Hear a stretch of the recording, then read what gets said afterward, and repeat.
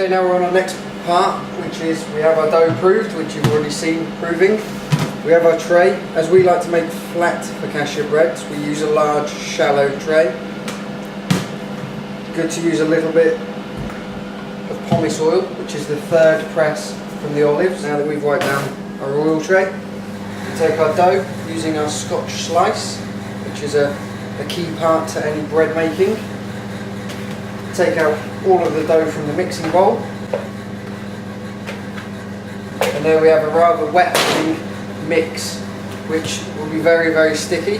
Just lifting up with your fingers, bringing the back down and folding it over, you're incorporating air into the bread mixture, but then also spreading the surface of the dough. And by doing that, we now have a smoother bread dough. If you feel that it is really hard for you to hold, then you can always just rub your hands on the oil in the tray, and that will make sure that you can handle it without getting too much dough on your fingers. We then want to stretch for our tray, which would just be lifting.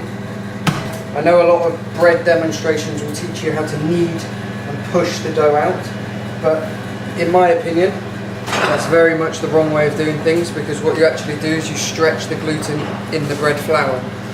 Now, just using our fingers, we're just lightly pressing it to get a little bit more shape towards the aim of what the tray is.